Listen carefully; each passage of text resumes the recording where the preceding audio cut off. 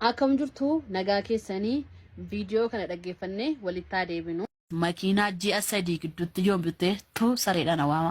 Dhugaa Waaqayyo. Dhugaa Waaqayyo laa makiinaa siin bitan. Jaakoof makiinaa ji'a 3 gidduutti wayi maskaram tokko. Samtaachwaan. Yoon hin bituuf ta'e hundi keessan.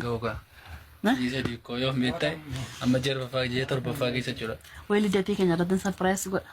Tafoon haadha kwaan yooma makiinaan bitu ta'e immoo ginaafsa tokko yooma lafan isaanii ilaalchisu ta'e immoo ganaa lafa laaltu yoom lafa laaltan.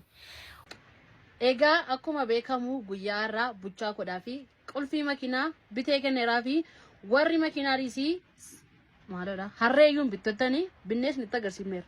Amma immoo waan binneesni itti agarsiifnu yoo jiraate kottaa isiniin jaalladha. Ciao. Waan ajaa'ibaati akkuma isin amma argitan booniin Joosii sarpiraayizii gootee jirti. Kanaan dura abbaa manaa koof yoo baay'ate ji'a 3 gidduutti konkolaataa bitee sarpiraayiziin godha jettee turte.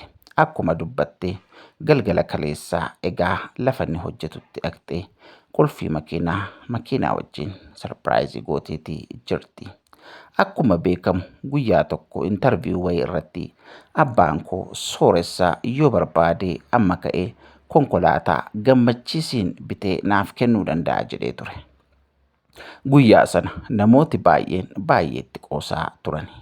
Egaa sooshaal miidiyaa irratti gammachiisiin miti harreeyyuu waan bittu miti jedhanii namoonni wal harkaa fuudhanii haasaasaa sana asiif asiin dubbachaa turani jechuudha. Egaa haati manaasaa booniin immoo kana gaafa dhageessu waan itti dhaga'ameef miidiyaatti baatee ani abbaa manaa koo konkolaataa bitee sarpiraayizii nan godha jettee akkuma isin amma argitan dubbattee turte jechuudha. Waan dubbatte sana immoo waan isin ajaa'ibu gaa hamma kunoo hojiirra oolchitee jirti jechuudha. Kun egaa waan nama dhibudha. Mucaan kun dhugaadhumatti mucaa qaxaleedha. Booniin mucaa hojii hojjechuutti baay'ee beekamtudha. Akkuma isinuu kanaan dura beektan booniin akkaataa isheen itti karaarra teessee kophee qulqulleessuudhaan hojii garaagaraa hojjechaa turte waan hundi keessanuu beektanidha. Mucaan kun fakkeenya dubartootaati yoo jenne nun sobsiisu.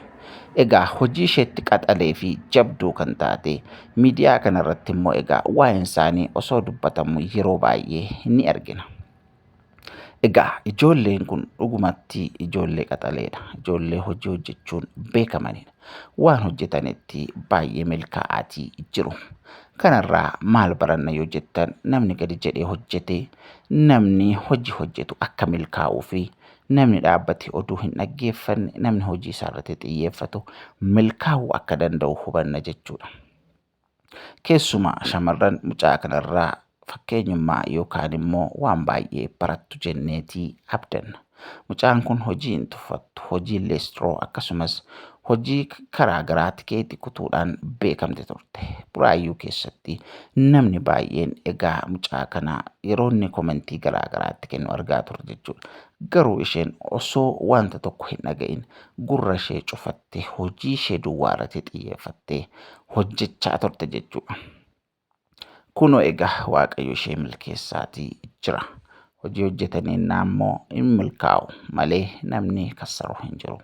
Kanaaf egaa obboleettii kanaan baga gammadde, baga milkooftee, baga Waaqayyo si gargaaree jenna ammayyuu milkaa'ii jenna.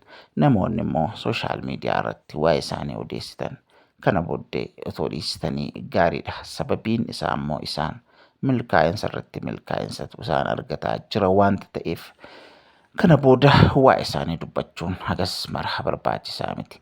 Mucaan kun keessumatti yeroo dhiyoo as erga Joosii wajjin wal fuudhanii egaa waldaa kiristaanaatti illee amantee yeroo isheen itti barumsa barattee cuuphamtee yeroo isheen amantii isheetti illee jajjabaataa jirtudha jechuudha.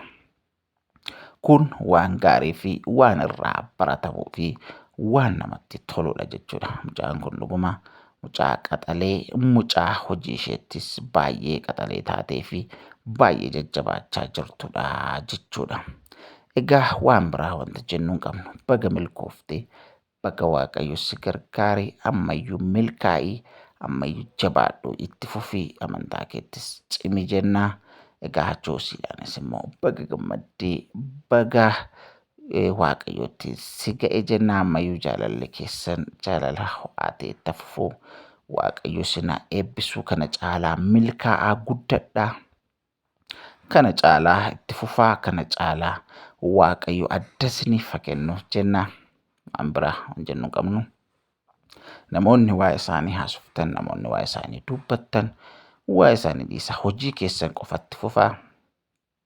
Hojii keessan hojjedhaa isiniin jennaa. Egaa kan biraa wanta jennu hin qabnu. Milkaa'ina ijoollee kanaaf immoo egaa gammaduudhaan ala wanta biraan waan barbaachisu hin qabu. Isa kanaaf hundumti keessan baga gammaddanittiin jedhaa komentii godhaa isiniin jennaa. Baay'ee isin jaallannaa, baay'ee isin kabajnaa. Egaa gammachuun obboloota keenyaa gammachuu keenyadhaa. Keessumatti ijoolleen keenya yeroo isaan hojjetanii akkas milkaa'an wanta baay'ee nama gammachiisuu fi wanta baay'ee namatti tolu wanta ta'eef namni kamuu gammadaa fi isiniin jennaa.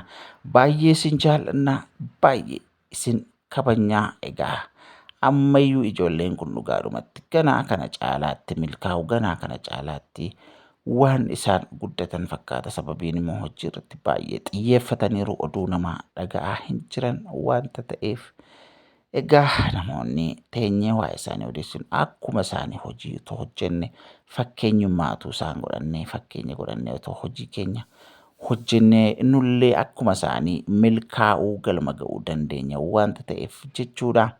Baay'ee isin jaallannaa, baay'ee isin kabajnaa. Bakka jirtanitti nageenya keenya isiniif haa ta'u. Egaa kaayyoon isin qabdan kana booda jabaachuu, hojjechuu, jijjiiramuu, guddachuun alatti waan biraa ta'uutii hin qabu. Waa'ee namaa dhiisnee hojii keenya hojjechuu, milkaa'uuf tattaafachuu, shamarranis dhiirris hojii irratti xiyyeeffachuutii qabna jechuudha. Kanaaf ijoolleen kun fakkeenyummaa gaariidhaan hojii isaanii yeroo isaan hojjetan argineerra. Akka isaaniitti yoo hojjenne nullee ni milkoofnaa galma geenya jechuudha. Kanaaf filannoon keenya maalidha jechuudha? Hojjechuu gara fuulduraatti adeemudha. Kanaaf egaa sinaa eebbisuu ergaan keenya walumaa galaa hojii irratti xiyyeeffannu oduu dhiisnee jechuudha. Waaqayyo bara keessan haa eebbisu. Kun immoo miidiyaa keessan gonfoodhaa. Subscribe gochuudhaan warri maatii nuuf hin taane maatii nuuf ta'aa. Hiriyoota keessaniif qoodaa. Ergaa nuti guyyaa guyyaan isiniif erginu egaa akka isin bira ga'uu fi subscribe gochuu hin dagatinaa isiniin jennaa. Baay'ee isin jaallannaa, baay'ee isin kabajnaa. Guyyaan keessan halkan keessan kan bareede haa ta'u. Warra milkaa'an, warra galma ga'an waaqayyo isinaa godhu. Egaa waaqayyo isinaa eebbisu, eebbifamaa isiniin jennaa. Waan isin jaallannuuf akkasitti egaa ganamaaf galgalaa waan garaagaraa isiniif qabannee dhufna waan ta'eef subscribe gochuu hin dagatinaa. Gara fuulduraatti deemsi keenya waaqayyo warra milkaa'an, warra galma ga'an, warra waan hundumaan guutuu isaaniif ta'e nu haa godhu. Baay'ee isin jaallannaa. Waaqayyoon kadhachuu hin dagatinaa. Keessumatti dargaggootii waa'ee borii keessanii, kaayyoo keessanii hundumaaf, biyya keenyaaf, waa'ee ol adeemaa hundumaaf waaqayyoon kadhannuu isiniin jennaa. Isin jaallannaa. Yeroo gaarii qabaadhaa. Shaaloom, eebbifamaa. Guyyaa gaarii isiniif haa ta'u.